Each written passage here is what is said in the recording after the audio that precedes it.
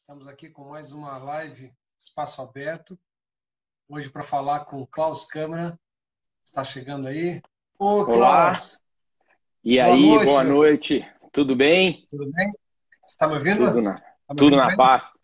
Tô ouvindo bem. Vocês estão me ouvindo, vendo bem? Tá ótimo, tá ótimo. Tudo bem, querido? Deixa eu ajeitar aqui. Tudo na santa paz. Com Está você, em Porto pastor, tudo Alegre? bem? Estou em Porto Alegre. Em Porto Alegre. Voltamos, né, aos treinamentos já há mais de um mês, então já estamos na ativa aqui. Que Cheguei ainda há legal, pouco do CT. que bom. Querido, queremos saudar vocês, né? Toda a PIB, diretoria, liderança, membros, frequentadores. Tu és um querido da nossa igreja, né? Já frequentou, já esteve conosco. Para quem não conhece, o Klaus é casado com a Pri, que é irmã da Jana, né, esposa do pastor Rafael. O Klaus já frequentou nossa igreja por um tempo. Quanto tempo você ficou na PIB, Klaus? Por volta de 6 anos, pastor Euclides, aproximadamente durante todo o tempo que eu estive em Florianópolis, né? Eu frequentava a primeira igreja aí, a nossa queridíssima PIB. É, PIB. O Klaus também, três filhos, né, Klaus? Sim, O nosso Klausinho, de um aninho já, né? 1 ano e 7 meses. O João O Lucas. João Lucas com 6 e o Pedro Henrique com 9, fazendo 10 em outubro. Até Que isso é muito legal. bem programado aqui em casa, pastor. É só em ano de Copa do Mundo que eles nascem. 2010, 14 e 18. E vai até qual Copa? Não, não, espero ter encerrado na última Copa. Até a Copa do Catar eu vou ter que ter resolvido já a situação e fechado a conta já. Que legal, que legal. E a Pri, tá tudo bem? As crianças, saúde? Graças a Deus, passou todo mundo super bem. Aqui, diante desse contexto todo, né, que estamos vivendo, estamos num contexto, assim, vamos dizer, de menos impacto a nível nacional, né, do que outras regiões do Brasil. Mas, graças a Deus, Ah, todos bem aqui em casa. que bom, que bom. A Keila está E, pedindo para eu usar uma do Palmeiras. Eu só estou explicando que eu fui colocar a camiseta agora e a que estava mais próxima eu peguei, mas foi coincidência, assim, né? Não foi claro, nada claro. premeditado. Mera Mas a do coincidência, não foi Palmeiras, nada premeditado, mas ficou muito bem. Sugestivo então, para a essa live. aqui nós ganhamos essa aqui lá em Porto Alegre, nós ganhamos no estádio da Arena, exatamente de você, que agradeço muito. A Lohana, minha filha, também agradeceu muito. O Felipe Gabriel, a Vivi, aí tinha Carol também, Marcelo, tava a Yara, a turma toda lá, lembra? Lembro, lembro. Foi um prazer enorme receber todo mundo aqui. Foi um dia especial, sem dúvida. Que bom que você gostou. Caiu bem, Vamos pastor, receber caiu bem. com muito carinho, né? Pô, isso aqui já não é de hoje, né, que tá caindo bem. Mas, Klaus, vamos lá, me diga uma coisa, fala um pouco pra gente, Klaus, a respeito até mesmo da tua conversão. Eu queria perguntar um pouco a respeito disso, até para a gente conhecer um pouco mais. Eu pessoalmente não te conheço bem na questão de quanto tempo você teve na PIB, você falou que foram 6 anos, mas eu não tive muita aproximação contigo, porque eu acho que quando você estava saindo, eu estava chegando, não lembro o ano que você saiu. Você lembra que ano que você saiu do Figueira?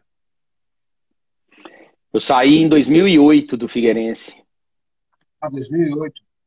E conta 2008. um pouquinho para nós, então, da tua conversão, quando que você conheceu Jesus, como é que foi, onde foi, que ano que foi. Então, primeiramente, não poderia oficialmente, né, começarmos aqui a live sem antes agradecer a oportunidade, né, de estar falando não só para os nossos seguidores, né, de Instagram, mas principalmente para a PIB, para os membros, para os irmãos aí da PIB, que foi uma igreja que me acolheu durante 6 anos, né, o tempo que eu vivi em Florianópolis, onde foi uma igreja muito importante, né, durante a minha história de vida e que contribuiu e muito para o meu crescimento pessoal, né, meu crescimento como pessoa, meu crescimento na fé, em relação aos relacionamentos, aos vínculos também, né? Uma igreja que eu fiz amigos, irmãos muito próximos, né? E eu pude viver momentos aí muito preciosos, momentos de dor, né? Intensa que nós tivemos na família, e a igreja nos acolheu super bem. E eu não poderia, em hipótese alguma, deixar, né, de saudar essa igreja e principalmente a todos os irmãos que teve uma representatividade, né, e um marco muito presente, muito grande na minha vida, na vida da minha família, enfim. E eu pude conviver aí com... Poxa, a igreja me deu muitos amigos, muitos irmãos que eu tenho uma relação até hoje muito próxima, de muita afinidade. Muitos acampamentos, muitos futebols, né, peladas e tal, e aquela coisa toda que a gente faz com os amigos, e acampamentos, e aquela coisa toda. Então, foi muito legal, foi um período muito bom, e que eu tenho uma satisfação enorme de poder estar aqui hoje, compartilhando um pouco, né, com todo mundo daquilo que Deus fez, né, comigo, na minha vida, na minha experiência, assim, de vida pessoal e profissional também. Mas vamos lá, até porque é gratificante, né? Até então, nesse período de pandemia, muitas lives, e o contexto acaba sendo muito mais técnico, né? Numa abordagem muito específica, assim, daquilo que as atribuições, as tarefas de um diretor de futebol, enfim, as questões que envolvem muito o clube, mas é importante, né, a gente poder estar diante de um contexto e muito satisfatório de poder também falar um pouquinho daquele que é o responsável por tudo aquilo que eu tenho, que eu sou, por toda a minha família, por toda a minha história, pela minha vida, pelos meus sonhos, enfim. Então, poder propagar e falar a respeito do nome de Deus é muito importante, né? E a minha fé, na verdade, eu tenho uma história até curiosa, né, pastor Euclides? Porque, assim, eu fui criado num lar cristão, e sou de muitas gerações de presbiteriano, né? Se eu não me engano, a quinta ou sexta geração de presbiteriano da minha família consecutiva ali. Mas eu fui ter realmente uma experiência assim, real com Deus mesmo, na Jocum, né? Em Kings Kids, um grande amigo meu que eu já vi que está presente aí na live, que é o Daniel de Belo Horizonte, que teve uma importância muito grande na minha vida como um grande amigo, que foi e que ainda é, mas também por me convidar, né, a participar dessa campanha. Ele sempre me convidava e eu acabava que, por vários motivos, né, não tinha uma vida compromissada, então acabava que eu não ia para as campanhas que ele sempre me chamava. Até que eu resolvi ir com 17 para 18 anos, e aí sim foi a minha primeira experiência assim, real com Deus mesmo, onde eu tive uma transformação realmente de vida ali, né? Onde eu pude, através dessa experiência, ter uma transformação de vida, não de fé, até porque eu fui, como eu falei, né, frequentava escolas dominicais, era membro da 8ª igreja, né, presbiteriana de Belo Horizonte, pastor Jeremias hoje, mas tive essa experiência mesmo real apenas com 17 para 18 anos. Olha só. Klaus, tu estavas na época, tu era atleta, não? Tu jogava futebol? Eu sou mais um brasileiro que não consegue entender como que o futebol não aproveitou meu talento, né? Que sempre aqueles que não conseguem ser jogador fica nesse contexto, né? De indagar como pode o futebol, mas assim, claro que isso é brincadeira. Eu tive sim, né, um grande sonho de ser jogador de futebol. Bati na trave, na verdade, né, pastor? Porque joguei nas divisões de base, fui atleta de futsal, fui atleta do Cruzeiro, fui um ano jogador de futebol profissional. Tenho um gol apenas na carreira, que ele serve só para contar a história. Mas tenho na minha carteira de trabalho o registro de atleta de futebol profissional. Mas não segui a carreira como atleta, né? E aí segui a carreira como gestor mesmo. Mas o futebol, mesmo não sendo profissional, ele até hoje está presente na minha vida, sempre esteve.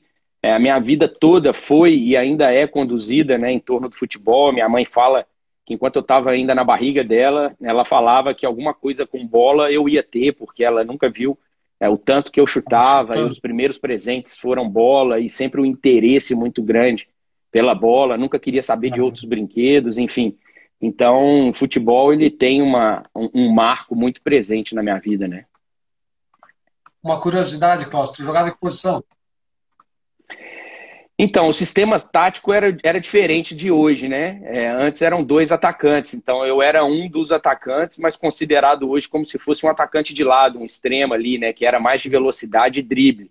A minha característica era mais essa, né? Até porque oriundo do futsal e tal. Então eu era aí, com esse tamanho todo também, né, pastor? Não pode ser um jogador de contato físico, eu tinha que fugir do contato, não poderia. Então, era um atacante, estava ali próximo ao gol. Legal, legal. O Cláudio trabalhou no Figueirense como primeiro trabalho profissional, né? Figueirense, depois veio o Atlético Paranaense, o Cruzeiro, o Fluminense, o Sport e agora o Grêmio, é isso? Acho que eu não deixei nenhum clube de fora, né? Cruzeiro 2 vezes, né? Figueirense, Atlético, Cruzeiro, Fluminense, e aí retornei para o Cruzeiro, do Cruzeiro para o Sport e do Sport para o Grêmio. Jóia, jóia. Agora você, né? Só na Europa agora, né? Mais do que isso. Só... Não, na verdade, amém, amém. Se for de Deus, vamos para a Europa, sem problema nenhum. Mas eu quero aquilo que realmente for realmente planos de Deus para mim, né? Porque até aqui, sim. Aquilo que aconteceu na minha carreira profissional foi uma coisa que geralmente é aquilo que o jogador espera, né? Aquela ascensão meteórica, o jogador que vem da base, aquela coisa de subir, ir para um grande clube, ser destaque, enfim. E acabou que na minha vida profissional eu sou um privilegiado e um agraciado por Deus realmente de poder ter conseguido, né? De uma forma claro que construindo, né, uma carreira baseada em muito esforço, em muita dedicação, muito empenho, mas sem sombra de dúvidas, por todas as experiências que eu já passei, foi uma ascensão assim, né, muito rápida, né? E isso é fruto da graça, da misericórdia e da bondade de Deus, sem sombra de dúvida. É verdade. E, Klaus, nessa caminhada toda, nessas etapas que você passou, você perdeu alguma oportunidade no percurso ali, tanto profissional como até mesmo de ganho financeiro, porque como cristão você não poderia seguir adiante, não poderia aceitar ou continuar? Princípios? Pastor, o que acontece, na verdade, é que esse é um contexto que eu acredito que para todo segmento, né, mesmo que ainda seja fora do futebol, é um segmento que todas as pessoas elas estarão diante de várias oportunidades para se corromper, para poder ser atraída, né, pelo pecado, se corromper por questões que são ilícitas, enfim. Até porque todo mundo é tentado em todo tempo, né? Mas eu me lembro quando eu encerrei a carreira, né? Quando eu deixei de jogar futebol ali para seguir a carreira de gestor, para estudar gestão, eu deixei muito claro, assim, em conversa entre eu e Deus, que se fosse para eu poder alcançar qualquer posto que seja, o posicionamento de mercado, passando por cima dos meus valores, dos meus princípios, da minha essência, daquilo que realmente eu preciso ter, eu nem queria, né? Eu não tenho ambição nenhuma de ser mais ou melhor do que ninguém, de verdade não tenho nada assim que me motive a ser mais que os outros, eu quero sim e me exijo muito a ser melhor que eu mesmo, mas eu sempre tive, para mim, assim, a plena consciência que eu queria conquistar tudo com força do meu trabalho, da minha capacidade, conquistar ou perder empregos por conta disso. Nunca por fazer ou ser fisgado por questões que a gente sabe que todos nós estamos diante de situações, né? Claro que no futebol, por ter muita visibilidade, por envolver muitas cifras, grandes contratos, claro que isso, e por existir também, né, um histórico regresso aí de muitas pessoas, né, que já se corromperam através disso, como é na política, como é em outros lugares. E eu já me vi diante de várias, e me vejo constantemente diante de várias situações que sempre estão diante de um contexto ilícito, Mas isso não, em nenhum momento me atrai, isso não me satisfaz, muito pelo contrário, mesmo diante de um contexto onde a gente sabe que existem possibilidades de fazê-lo, eu tenho plena convicção que eu tenho que sustentar minha família e alcançar os meus sonhos, fruto daquilo que está às minhas mãos, na matéria, né, para ser feita, e acima de tudo, com a graça de Deus, e nada mais que isso. Legal. Boa noite a todos que entraram depois. A gente está entrevistando o Klaus Câmara, que hoje é executivo de futebol do Grêmio.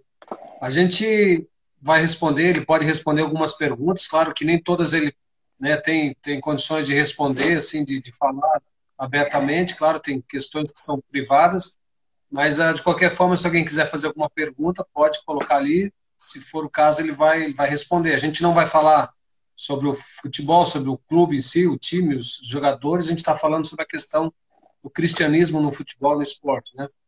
E eu queria, Klaus, a gente ouviu falar de muitos anos, há mais de 30 anos, que os Atletas de Cristo é uma instituição, uma associação muito forte no futebol, né, no esporte. E qual é a importância, eu não sei se ainda é forte no futebol Atletas de Cristo, mas qual é a importância de instituição como essa, no trabalho evangelístico, no trabalho de discipular, de evangelizar os jogadores de futebol? Tem. Existe ainda os Atletas de Cristo? É forte ainda o trabalho deles? Existem outras instituições parecidas com a Atletas de Cristo? Olha, pastor, eu nunca fui membro ou inserido, né, no Ministério de Atletas de Cristo efetivamente. Já estive em algumas reuniões, já estive presente, já me reuni em cidades, né, diferentes. É claro que é um ministério forte, importante, né, na questão da propagação do evangelho, da palavra, enfim. Mas eu sei que existem, depois do Atletas de Cristo, né, outros grupos e ministérios, assim, não sei te precisar em relação a nomes, origens, poder de intervenção, assim, mas ele era mais forte, até porque naquele momento era muito novidade, né? E acaba que foi um movimento de muita repercussão, porque atletas têm representatividade de mídia, né? E esses atletas destaques num propósito ali da palavra e tudo, acaba que isso ganhou muita mídia, e naturalmente, com o passar do tempo, não se tem aquela mídia que se tinha antes, mas o propósito do ministério, né? O propósito dele existir, eu acho que ele se mantém como sempre foi. Existem outros? Existem outros, existem vários grupos, né, células, projetos assim de evangelismo, de missões, que a gente vê propagado pelo Brasil, mas eu vejo que hoje as pessoas começaram a entender e a perceber um pouco mais, né, da importância de acima de tudo, você não ter o seu testemunho ou a pregação da palavra através de imagens, né, de jogadores ou de grandes ídolos ou grandes ícones, né? O mais importante, eu acho que é o testemunho de vida, né, através de atitudes. E às vezes no futebol, por ser um esporte de alto rendimento, com um propósito único de resultado, o esporte ele existe para isso, para resultado, e as coisas não podem ser confundidas como em nenhum outro segmento, como também em nenhum outro segmento, né? Aquilo que é para ser espiritualizado tem que ser espiritualizado, mas aquilo que é para ser materializado, aquilo que é para ser do propósito do atleta, do profissional, compete a ele se dedicar, se empenhar em ser melhor, né? Deus não vai fazer com que você treine, se alimente, se esforce para você ser um atleta melhor, né? Deus vai te capacitar, vai te honrar, né? Tem a graça e a misericórdia dele, mas ele não vai fazer por você. E o testemunho de vida, eu acho que é o mais importante acima de tudo, através das suas atitudes, através das suas condutas. Eu penso muito isso, E eu acho que isso acabou ganhando muita representatividade, porque em vários momentos isso se confundiu no esporte, né? Talvez a grande perda de força que alguns ministérios tiveram inseridos dentro do esporte em si, eu posso falar, porque é o meu segmento, não quero citar outros segmentos que eu não conheço, para não ser leviano, mas é porque as pessoas às vezes se confundiam, né? Não é legítimo, em hipótese alguma, porque eu é, sou evangélico, porque eu propago a fé de Cristo, e aquele que é um atleta, meu companheiro, que eu preciso e dependo dele também, por ele não ser, eu faço qualquer tipo de acepção, até porque isso não é nenhum princípio de Deus, e principalmente não é um princípio do esporte. No esporte coletivo, nós precisamos um dos outros, e essa questão da distinção de pessoas, ou porque ele é ou não é, né? Um é varão, o outro gosta da noite, ou enfim. Eu acho que isso não cabe a nós julgarmos, né? E eu acho que não é pela nossa força, né? Pelo espírito. Então, através das suas atitudes e comportamentos, você evangelize, você fala de Deus. Não necessariamente você precisa separá-los por ele ser ou não uma pessoa que propaga da mesma fé do que você, né? Então, isso tudo tem que ser muito bem conduzido, porque as pessoas não podem confundir, em hipótese alguma, isso. E eu acredito que isso tenha ocorrido em algum momento, e eu acho que isso acabou sendo ruim para o evangelho acima de tudo, né? É verdade. Klaus, você tem visto, claro, muitos atletas, né, se dizem comprometidos com Cristo, dentro dos elencos que você trabalhou, e você tem visto esse grupo de pessoas que realmente tem esse compromisso com Cristo fazer diferença no futebol, fazer diferença no vestiário, nos relacionamentos? Existe essa diferença? Dá para você perceber aquela pessoa que é um discípulo de Jesus fazendo a diferença em relação a tantos outros atletas e de tantas religiões? Sim, aquele que segue, né, as doutrinas, aquele que tem, né, acima de tudo, uma linha de conduta, né, uma vida baseada em princípios, em valores cristãos, e tem o temor de Deus acima de tudo, é uma pessoa melhor e diferente nos aspectos de convivência, nos aspectos de valores, né, que são importantes até para o atleta, né? Ele se concentra de uma forma diferente, ele se alimenta de uma forma diferente, ele recupera através de sono, consegue dormir mais, consegue viver em situações que contribuem mais, e sem contar no contexto do dia a dia, né? Sem sombra de dúvidas ali, é notório a gente perceber essa questão de impacto no ambiente, né? De influência no ambiente, acima de tudo. Tu teria 2 ou 3 nomes de grandes homens de Deus que você tem encontrado nesse caminho, de pessoas que realmente têm feito a diferença, jogadores?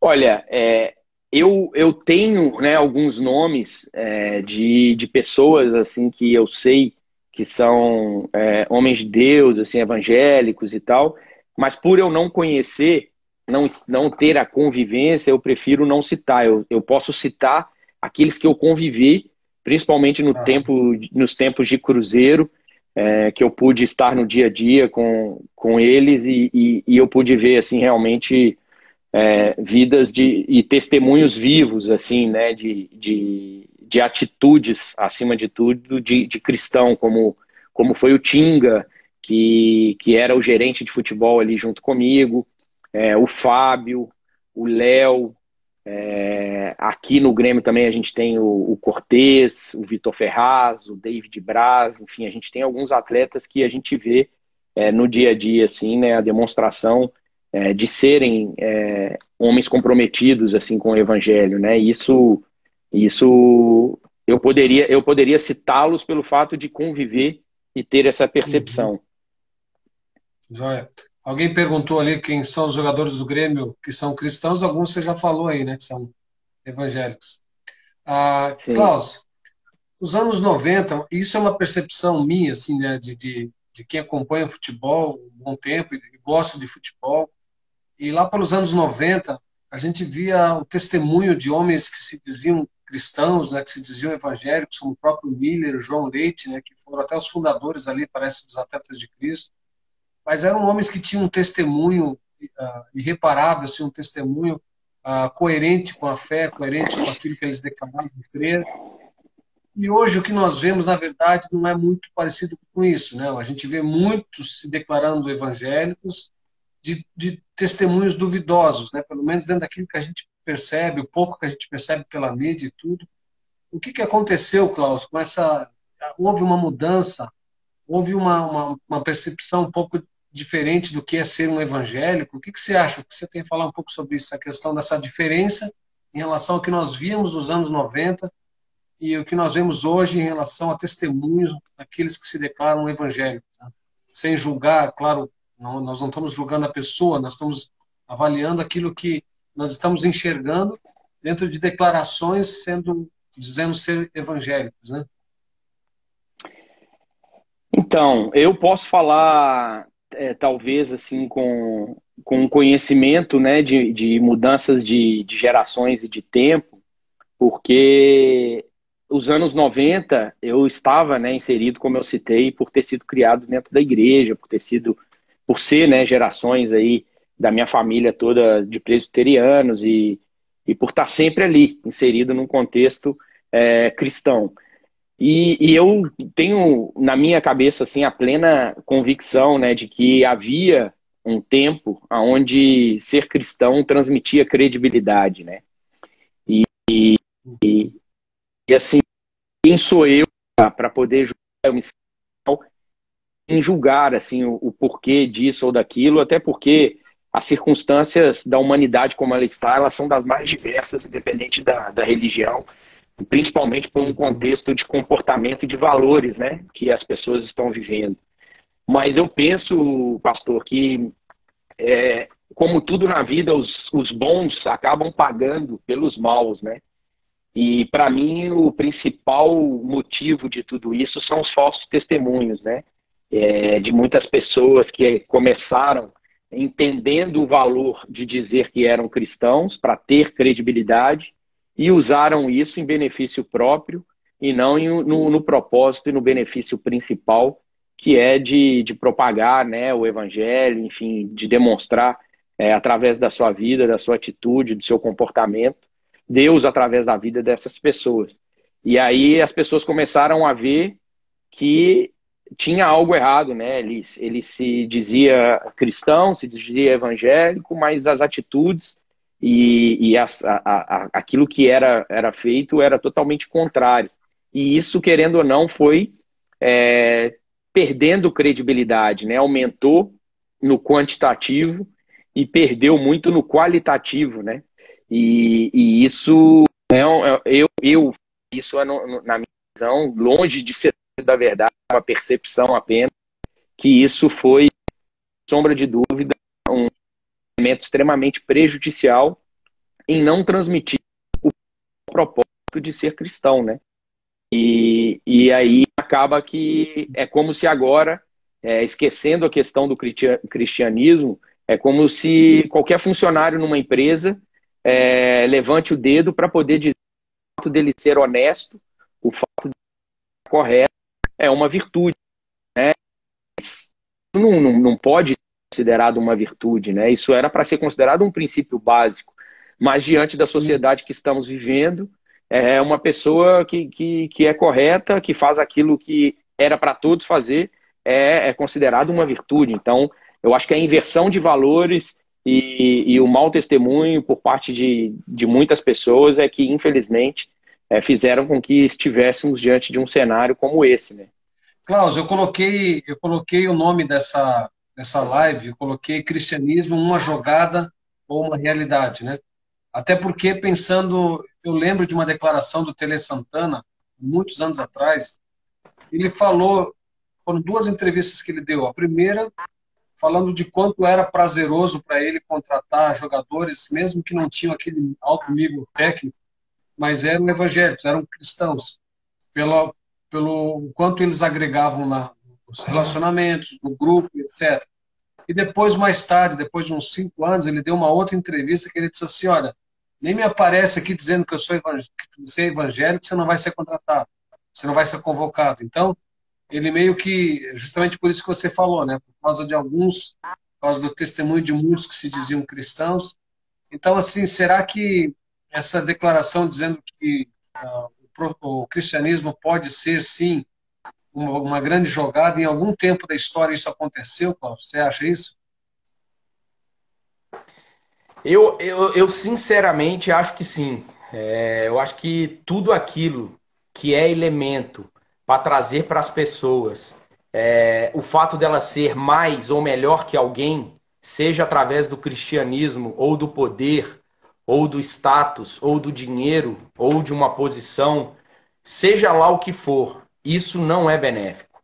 É aquilo que nos traz numa condição de estar acima de qualquer pessoa e a gente acredita nisso, vai trazer grandes prejuízos, né? E em se tratando de um ministério, em se tratando daquilo que seria importante para o reino de Deus, o prejuízo acaba sendo para o reino como um todo, né?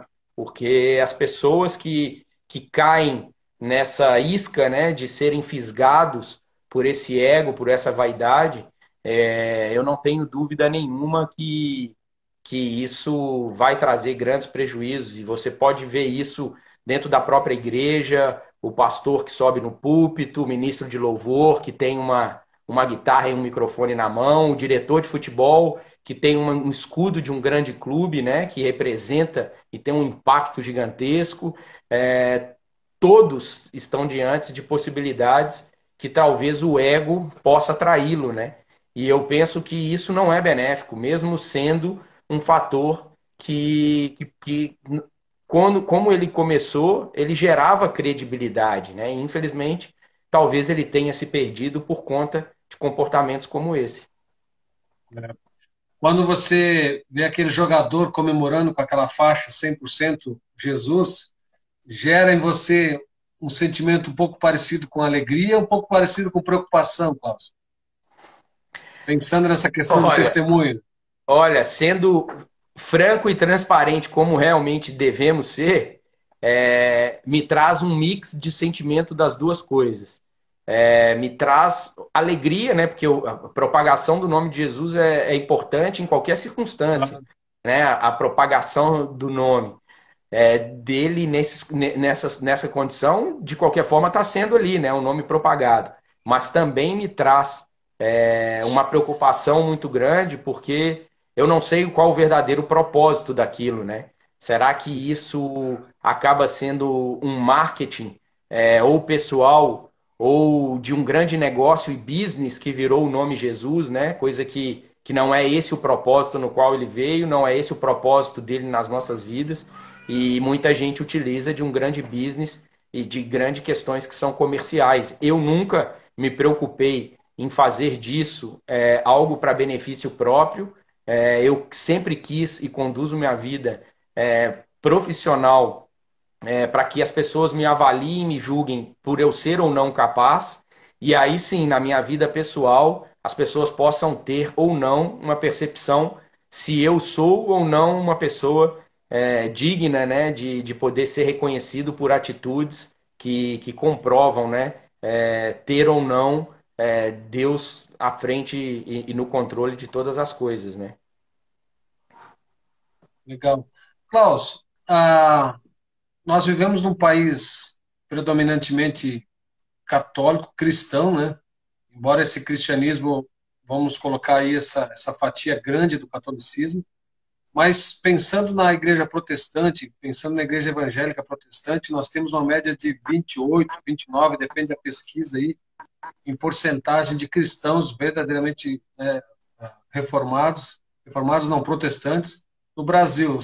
Você tem ideia do que tem, qual é o número de cristãos que tem no futebol hoje? Por exemplo, dentro do elenco do Grêmio hoje, né, que é um elenco de 20, não sei quantos jogadores, 30 e poucos jogadores. Qual é a média de cristãos no futebol? E se tu tiveres uma ideia também da questão das categorias de base, futebol feminino, você que já percorreu vários clubes aí. Olha, é difícil mensurar isso, né, assim, de forma quantitativa, em percentuais, né, pastor? Porque a questão do cristão, ser cristão, do crer em Deus, a gente eleva o percentual para, É, né, para muito.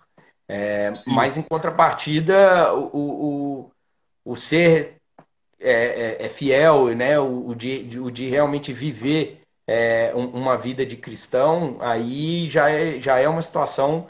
Aí você já diminui o percentual, né? Então, como eu falei, aqui no Grêmio nós temos atletas, mas eu percebo claramente que isso, não só no Grêmio, mas na maioria das equipes, não está propagado de forma a esse ser melhor ou pior, porque tem mais ou menos cristãos numa equipe. Isso na prática, isso não representa.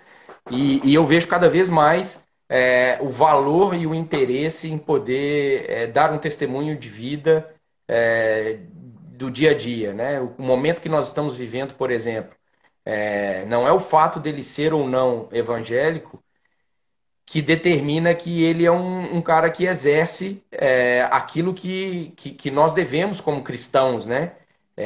E uhum, às vezes isso fica claro em muitos atletas contribuindo com o próximo, vivendo o coletivo, pensando em cooperar com aqueles mais necessitados, e muitos fazem isso sem sequer a mídia ficar sabendo. E isso, para mim, é uma atitude muito nobre, né? Quando a gente ajuda, quando a gente contribui com o próximo sem trazer para a gente que a gente fez A, B ou C, ou que estamos realizando isso ou aquilo, é a demonstração clara de que tudo que estamos fazendo é por uma missão que temos que fazer, né?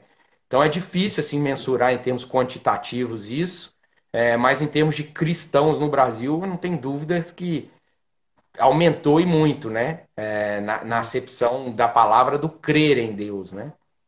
é. Klaus, você já contratou, você é responsável por contratações, né? E já contratou muito jogador bom, muito jogador de nome, jogador de sucesso aí em vários clubes. E na hora de contratar, é levado em consideração a questão do caráter, né? Não digo nem a questão de ser evangélico, ou não, vamos pensar na questão do caráter. Ou o negócio é só bola mesmo, técnica, tática, um jogador profissionalmente bom, independentemente do caráter dele. Não sei se tu pode falar a respeito disso, ou vem do treinador, vem da parte técnica, ó, esse que eu quero, mas você tem essa liberdade, e isso é levado em consideração a questão do caráter do jogador ou não?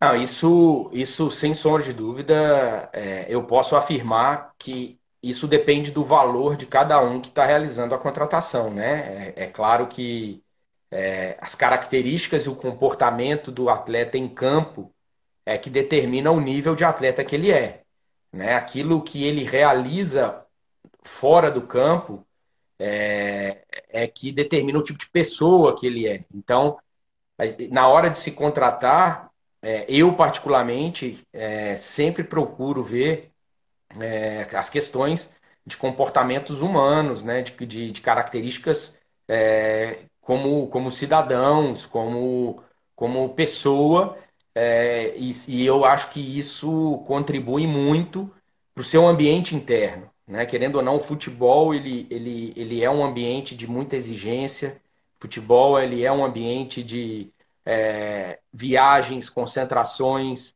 cobranças, cobrança externa, cobrança interna, pressão intensa. Então, tudo isso são aspectos que interferem no resultado final. E quando a gente tem um grupo de pessoas que tem princípios, valores, pessoas de bem, pessoas comprometidas, pessoas com caráter, com seres humanos que contribuem, né, para esse ambiente ser favorável, eu acredito que isso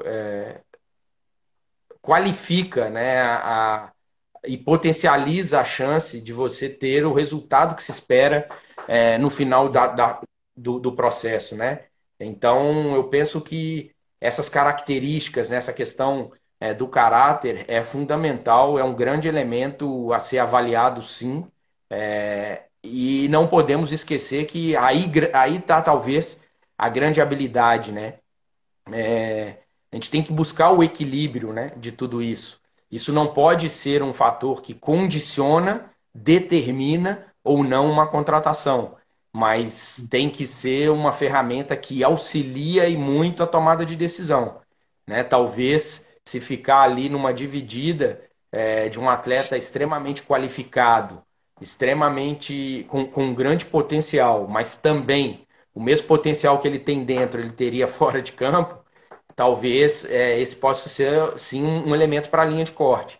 Mas ainda mais no tempo de hoje, né, pastor? Porque hoje o futebol ele demanda de um nível de exigência do atleta absurdo, né? Coisa que no passado não se tinha muito. Hoje o jogo é de uma intensidade, de uma dinâmica, de um calendário e rotatividade de jogos assim muito presente, muito constante, que o atleta, quanto mais atleta ele for, maior probabilidade ele tem de êxito, né? De treinar, de se alimentar, de descansar, de recuperar, de concentrar, de estar focado, motivado. Então, hoje é necessário essas exigências do atleta. Então, quanto mais ele tiver pautado em caráter, em valores, em princípios que contribuem para isso, eu não tenho dúvida que ele terá maior possibilidades de poder obter os resultados que se tem, né, e que se espera de todos eles. Então, quando a gente pode, a gente sempre avalia. Eu te falo que eu já deixei de contratar jogadores por um contexto extra-campo, ser um fator que poderia ocasionar grandes problemas num ambiente, entendeu? Então, isso é um elemento que tem que ser avaliado, sim. Não pode deixar de ser avaliado. Ele contribui para a tomada de decisão, né? Ele auxilia. Klaus, pensando agora como irmão em Cristo, né? Pensando na família, é difícil conciliar um profissional no futebol com a família, porque a gente fica pensando em épocas normais, né? Em jogos 2 vezes por semana, em muitas viagens, né? O Campeonato Brasileiro mesmo viaja para todo lugar do Brasil e campeonatos internacionais. Como conciliar essa questão do trabalho hoje de um diretor de executivo como você com a família? Tem perdas, tem ganhos? Ah, sem dúvida. É o grande desafio de todo o profissional do futebol, seja ele de qualquer área de atuação, atleta, treinador, comissão técnica, o roupeiro, o massagista, o diretor, todos aqueles que estão envolvidos diretamente nessa estrutura do futebol, pode ter certeza que é 100% da totalidade que tem, vamos dizer, esse ônus, né, de tempo, de qualidade, de quantidade de tempo, vamos dizer assim. E é claro que, como toda profissão, né, tem ônus e bônus. Eu procuro, né, sempre que eu posso, de estar em família com meus filhos, eu ter a qualidade de tempo com eles que eu posso, porque realmente é de muito impacto, são muitas viagens, muita concentração, deslocamentos, um país gigante como o nosso, né? Que você sai para fazer um jogo no Nordeste e volta praticamente 3 dias, você fica distante para poder realizar um jogo. E, e isso impacta, né, com o passar dos anos, com o passar do tempo, nessa questão de intensidade, de tempo com a família. Mas é aquela coisa, eu não po- eu sempre tenho para mim o olhar, né, sobre quais circunstâncias você enxerga as coisas. E se eu olhar por esse lado, eu vou abrir mão de uma coisa que eu tenho convicção que é o que faz o meu olho brilhar, é o que faz o meu coração bater mais forte, que eu tenho um amor e um prazer enorme por aquilo que eu faço, que eu tenho certeza que eu vejo a mão de Deus, né, sobre tudo que aconteceu na minha vida profissional, na minha carreira. Então, se eu concentrar naquilo que existe de coisas ruins e negativas, eu vou entregar os pontos. Para toda profissão, todo mundo tem o ônus e o bônus. Todo mundo tem as coisas boas e ruins. É por isso que a gente vê um, um gari de rua, um mecânico, um engenheiro, um médico, um arquiteto, um executivo, que na mesma função é feliz e o outro é triste. Porque não é na tarefa que você desempenha, é naquilo que está dentro do seu coração, é naquilo que está nos seus olhos, né? Aquilo que faz você enxergar aquela condição que você estava. E eu falo isso muito seguro de hoje estar bem posicionado, né, naquilo que eu sempre sonhei, naquilo que eu sempre busquei numa carreira, mas eu sei que isso é a graça e a bondade e misericórdia de Deus, não é por mim. Mas eu também tinha todo o contexto no posto de gasolina que eu trabalhei, na fábrica que eu trabalhei de roupa íntima, nos brigadeiros que eu vendia aí em Florianópolis, na PIB, no terminal do centro, nos ônibus, né? Em Jurerê, nas escolas que eu dava aula. Eu fiquei por 4 anos aí vendendo brigadeiros, com pote de brigadeiro debaixo do braço e sempre muito feliz, sempre muito agradecido por tudo aquilo que eu tinha oportunidade de poder pagar as contas, de poder trabalhar. Então, isso para mim é um segredo para qualquer ser humano, né? A gente ter prazer e desfrutar daquilo que realmente Deus nos capacita e nos condiciona e nos coloca diante dessas circunstâncias, por mais que elas possam ser positivas ou negativas, né? Já vivi N situações de derrotas, N situações ruins, porque, como todo jogo e carreira, nada é só vitória e conquista, né? Então você tem que Claro. saber o que realmente você representa e por que você está ali, né? Legal. Cláudio, eu vou fazer algumas perguntas rápidas para ti e você responde o que vem na cabeça e respostas curtas. Aí vamos fazer uma brincadeira contigo. Tá. Ah, uma lembrança gostosa da infância, Cláudio.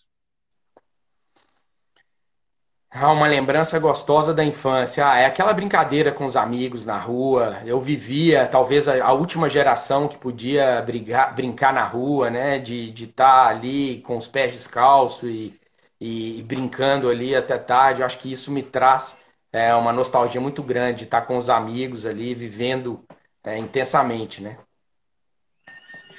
Tens muita saudade de? Muita saudade de. Acho que da infância também. Eu vivi muito intensa a minha infância. Acho que ser criança foi muito bom. Um medo. Um medo, meu grande medo é perder a minha essência. Meu grande medo é perder o propósito no qual eu existo e Deus me capacitou para ser. Meus valores, meus princípios, eu temo a cada dia e exercito diariamente por ser como uma academia que precisa ser praticada diariamente para se ter resultado. E eu faço isso diariamente com muito medo de perder isso, porque isso está diante de todos nós, né? Essa pandemia tem sido Uma grande escola, um grande ensinamento para todos nós. E o que eu sempre digo, independente de como as coisas voltem, mas que nós não possamos voltar sendo os mesmos, né? Que todos nós possamos voltar diferente do que éramos, porque talvez o grande problema era exatamente o normal como nós éramos, né? Então temos que tentar aprender com tudo isso que estamos vivendo e voltar ainda melhor. legal. Uma pessoa de caráter admirável.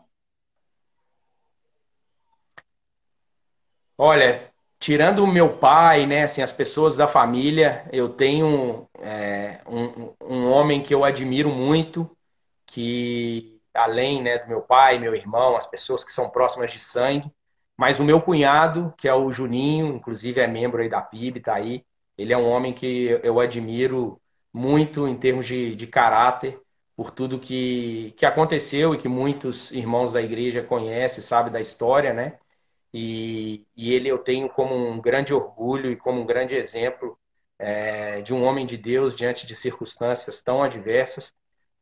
Então eu admiro ele muito. Legal. Foi um tempo difícil para ti?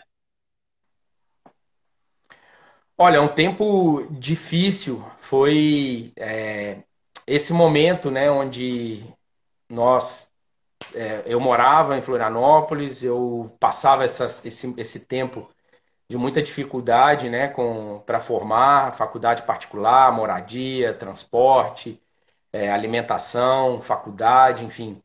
E ali eu pude ter um tempo de 4 anos na vida, assim, de muito aprendizado, de um enriquecimento muito grande para a vida.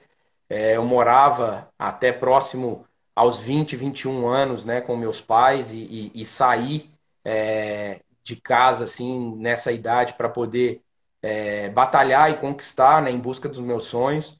Mas foram tempos bem, bem difíceis, de muita adversidade, onde vivemos situações bem complexas, né, na questão pessoal, assim, de vida, e que nós tivemos que superar todas as diversidades, todas as dificuldades para poder vencer aquele momento, que foi um momento onde eu aprendi a cada dia, mas era um momento de muita intensidade. Eu saía de casa às 6 da manhã, chegava em casa às 11h30, ia para o fogão fazer 8 latas de leite condensado numa panela e depois de madrugada ter que enrolar os brigadeiros. E eu só cochilava. Eu lembro que eu passei esses anos sem conseguir dormir, porque eu também estudava para a prova de madrugada e consegui ter média de 9,8 geral em todo o tempo de faculdade, mesmo diante de tanto empenho, trabalho, dando aula, vendendo brigadeiro para cima, para baixo, e ainda assim consegui sair como um aluno exemplo, vamos dizer assim, da universidade, né? Então foi um tempo bem especial assim na minha vida e que eu posso dizer que eu tinha 25 para 26 anos e ainda me encontrava diante dessa situação, né?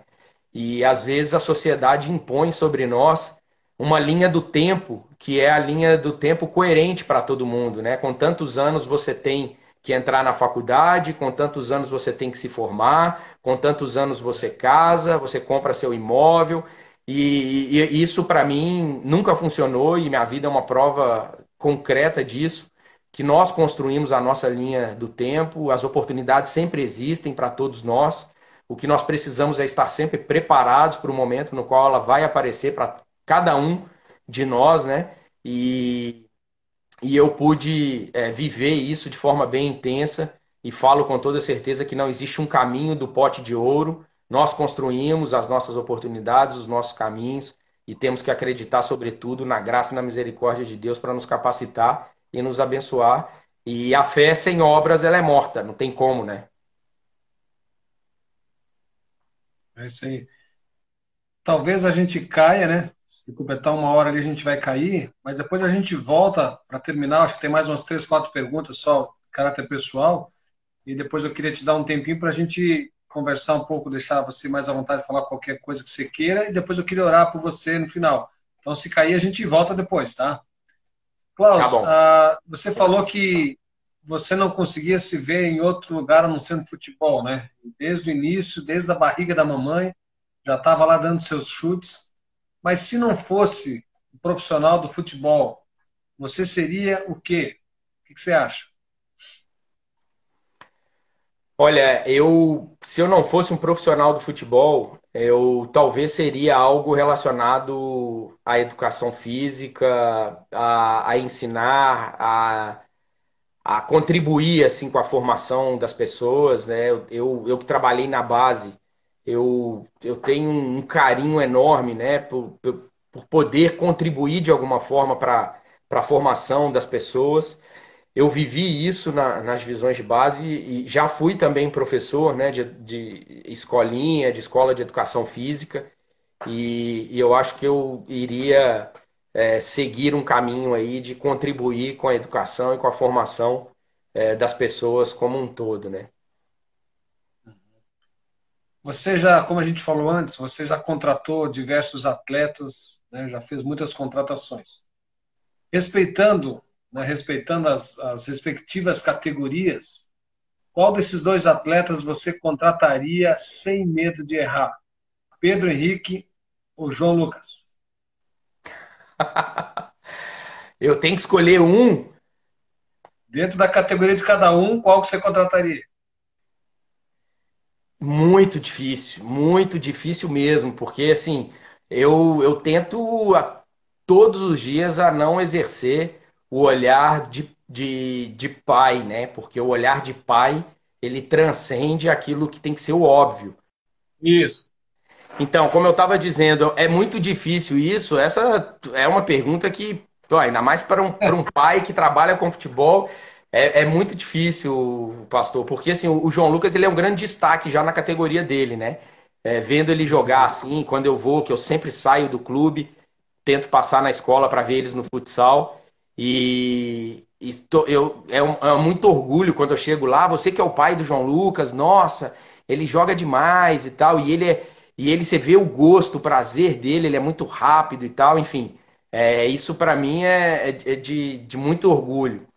Mas o Pedro só para quem conhece, fica aqui. É, é difícil falar, mas fica aqui só para as pessoas que realmente conhecem o Pedro. O Pedro ele é muito especial, especial em tudo, né? Só quem conhece sabe a intensidade e a dimensão que é viver com ele. E ele eu não tenho nenhuma vergonha de dizer, e eu acho que isso é até algo que tem que ser propagado, porque ele tem o transtorno, né, que é o TDAH, que é o transtorno de déficit de atenção e hiperatividade. Nós vem, como pais, a gente vem tratando dentro daquilo que nós podemos, com terapia, com tratamento, com medicação, com muito amor acima de tudo. Tava falando dele, caiu a internet. Mas é muito especial, é um menino que nos ensina diariamente. Só quem conhece, só quem convive é que sabe como que transborda de amor. É, Aham. acho talentoso, tem características assim para futebol muito boas, mas que todo Uhum. esse contexto que ele tem do TDAH que precisa ser dito, falado, propagado, até para contribuir com a vida de outras pessoas também, transmitindo um foco e a concentração para ele numa fase mais adulta. Eu acho que também vai ser um grande jogador, porque aqui em casa para ser jogador de futebol é na livre, espontânea pressão. Aqui não tem outra saída. Claro. Aqui eu fiz um time de Além de... futebol, não foi à toa. Né? Então, só em anos de Copa do Mundo é muito estímulo, ver televisão é jogo, tá no computador tem que ver a respeito de futebol, vai para o trabalho do papai é futebol, vai brincar com o pai é futebol. Então, aqui é na intensidade, na pressão. Não, brincadeiras à parte, eu vou transmitir para que eles busquem aquilo que faça cada um deles feliz e eu vou ser um grande incentivador e apoiador da vida deles como um todo, para que eles possam buscar ser felizes acima de tudo, independente daquilo que o pai é, independente daquilo que a sociedade prega que tem que ser, e que eles Uhum. sejam, acima de tudo, felizes e acordem todos os dias com brilho nos olhos para trabalhar. Que legal. Um dos grandes problemas dos gaúchos, né? Eu sou do Rio Grande do Sul, nasci em Caxias do Sul, e a minha filha, por exemplo, né, é casada com um colorado, né? Torcedor, tanto ele como o pai dele, uma pessoa maravilhosa, meu genro, tá, inclusive deve estar tá aí agora nos ouvindo. Mas a minha filha é gremista e ele é colorado. Aí é aquela coisa, se tiver uma filha, veste de vermelho, se tiver um menino, veste de azul, é do Grêmio. Enfim, uma coisa que eu acho bonito no Rio Grande do Sul, Klaus, que eu não estava nem programado para falar sobre isso, essa coisa da torcida mista, né, cara? Que coisa boa. Será que isso vai continuar? Será que deu certo, na tua opinião?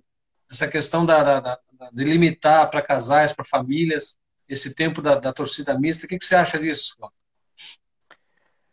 Bom, para você que tem um clássico Grenal efetivamente dentro de casa, com o genro, né, e a filha, é difícil dizer assim, né, dentro daquilo que é a prática.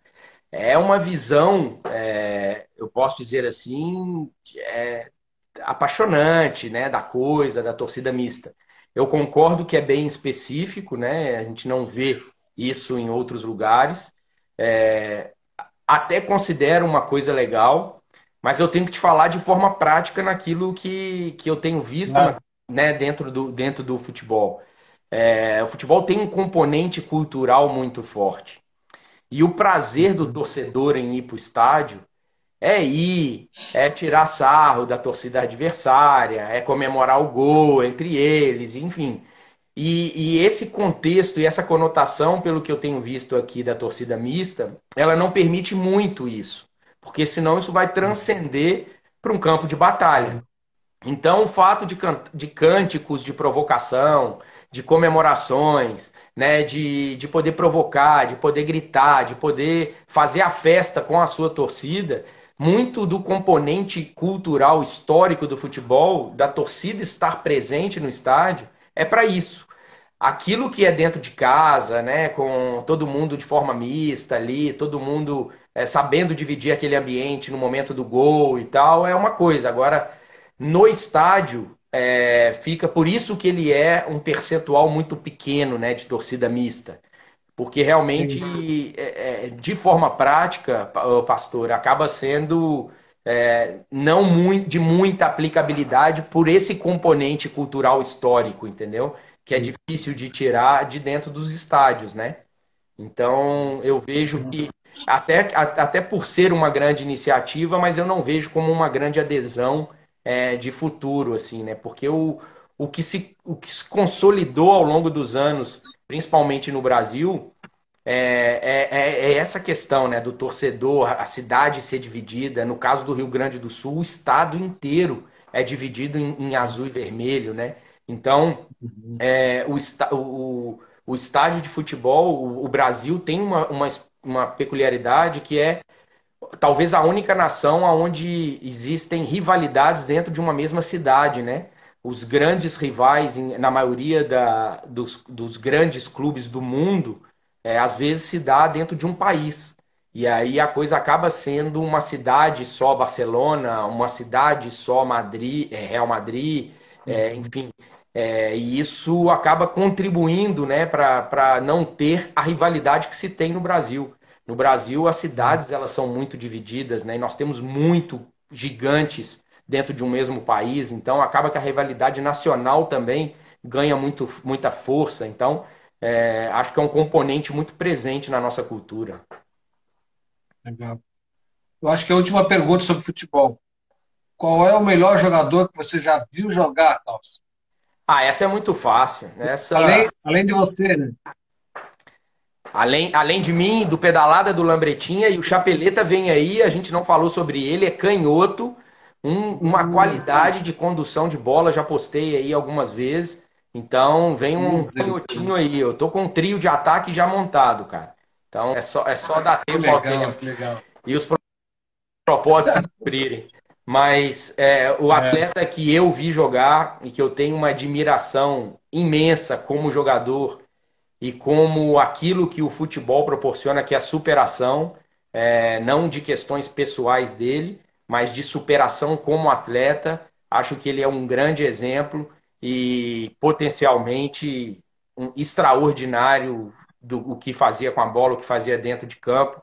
E não à toa o seu grande apelido é Fenômeno, que é o nosso grande uhum, Ronaldo Nazário de Lima, que é o legal. atleta que para mim é um grande ícone que eu vi jogar, mas nós brasileiros temos muitos referenciais de grandes nomes, Uhum, de grandes atletas que contribuem e muito para todos nós que trabalhamos com futebol, né? Ter tido a oportunidade de ter atletas tão extra série como nós temos no Brasil, né? Mas para mim o Ronaldo Fenômeno foi o maior de todos. legal, legal. Klaus, um sonho a ser realizado ainda, Klaus. Um sonho a ser realizado, talvez é eu poder ver que os meus filhos um dia aprenderam tudo aquilo que é importante para a vida deles. Que é muito mais do que amar e conquistar, a importância do compartilhar. Isso, para mim, é de grande valor. São princípios e pilares da vida de qualquer ser humano. E o meu grande sonho vai se realizar se eu puder, daqui a alguns anos, né, obviamente, quando eles estiverem com a formação dos seus caráteres e quando forem homens na sociedade, que eles tenham aprendido com o pai não a valorizar questões materiais, não a valorizar status, poder, fama, mas acima de tudo que eles possam ter aprendido comigo esses três pilares, né? De poder, acima de tudo, compartilhar tudo aquilo que Deus nos proporciona na vida, né? Legal.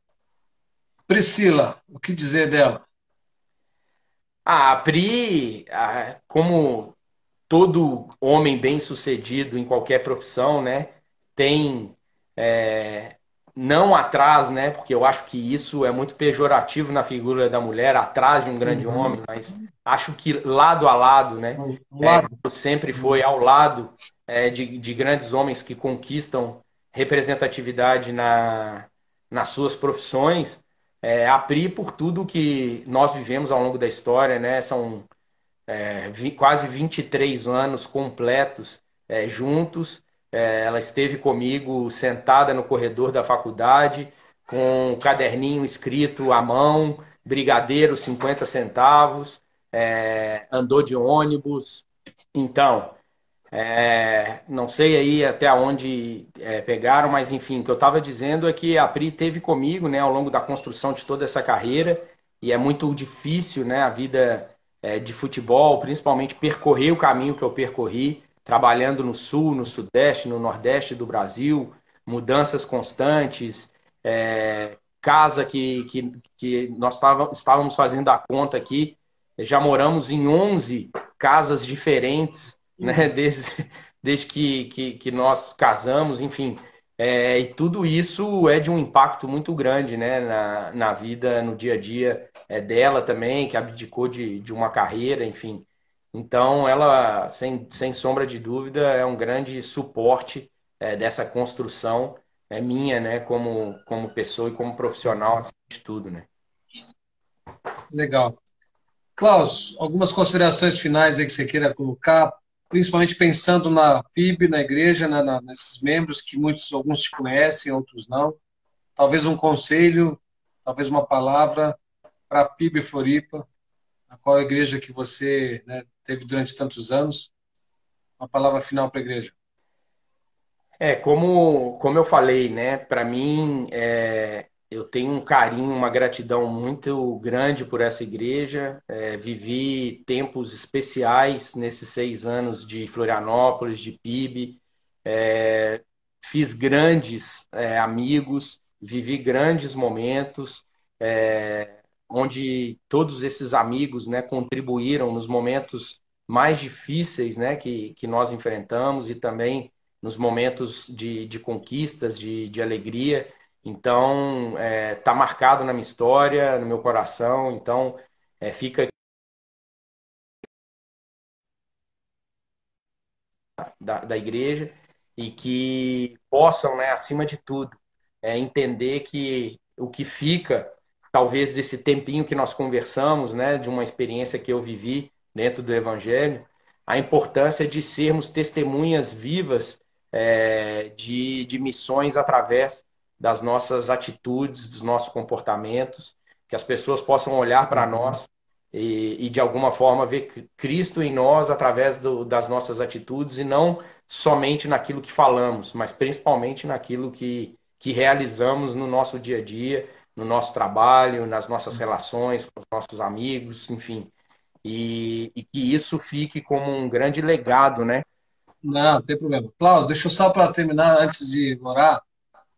Há um tempo atrás, acho que faz uns 6 meses atrás, um pouquinho antes do final do ano passado, eu estava ouvindo uma rádio que eu gosto muito de ouvir do Rio Grande do Sul, a respeito de futebol e tal, e foi levantada uma questão de alguns clubes, tal, de corrupção no futebol e de problemas, né, de coisas que aconteceram no futebol, em grandes clubes, e, e alguém falou a respeito de alguns diretores de futebol, e o teu nome veio ali na conversa, e um dos repórteres ali falou assim, olha, o Klaus jamais se envolveria em qualquer tipo de negociação que não fosse lícita, qualquer coisa, uma corrupção, alguma coisa que não fosse legal. E aí ele comentou um pouco mais, né, não quero entrar em detalhes assim, mas ele falou muito do teu caráter, né?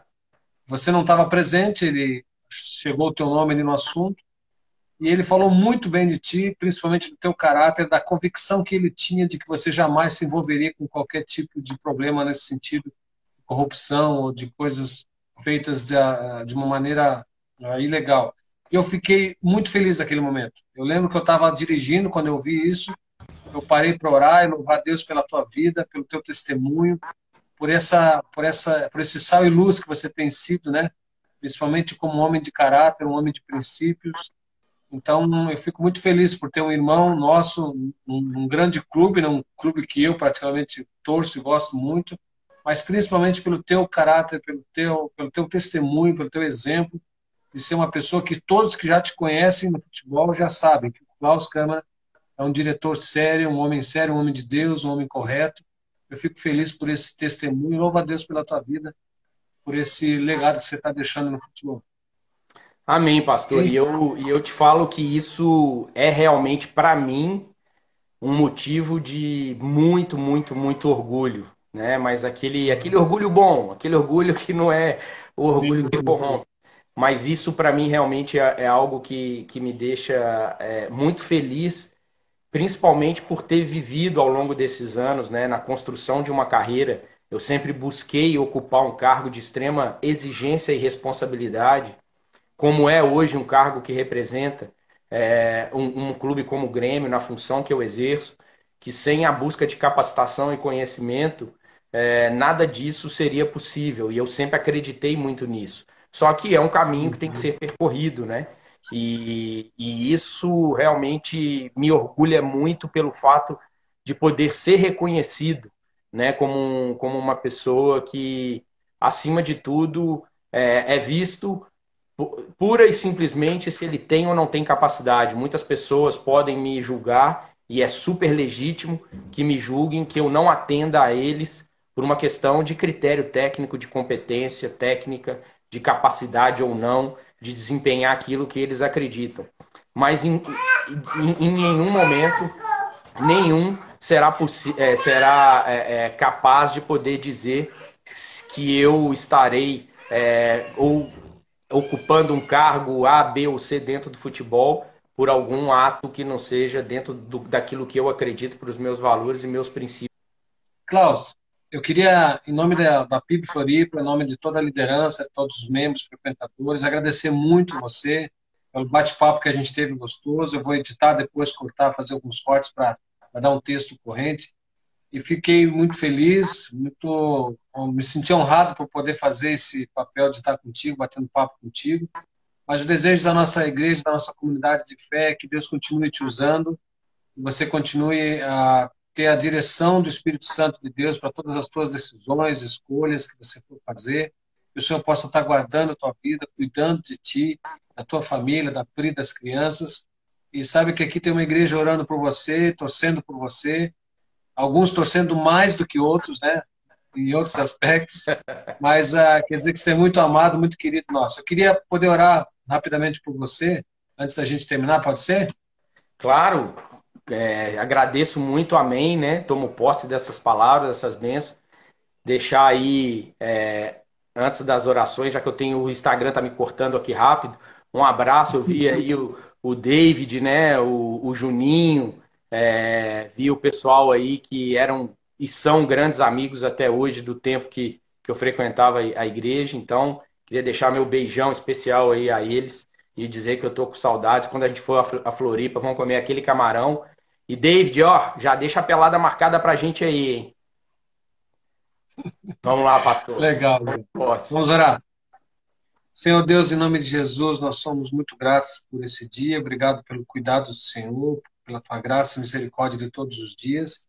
Eu quero, em especial, Pai, juntamente com todos os meus irmãos, agradecer muito esse tempo. Senhor, obrigado pela vida do Klaus, pela sua família, por toda essa história linda que o Senhor tem construído através da vida dele, pelo cuidado do Senhor, pela direção do teu Espírito, pelas oportunidades que o Senhor tem dado a ele, Senhor. Obrigado, nós agradecemos muito e pedimos para que o Senhor continue, ó Deus, a tua boa obra sobre a vida dele e sua família, que ele possa cada vez mais sentir a presença, o cuidado, o amor do Senhor de todos os dias. Dá a direção, continua dando discernimento, que ele continue sendo esse homem de Deus, esse homem que tem espelhado e espalhado a tua glória por onde quer que ele vá, Senhor.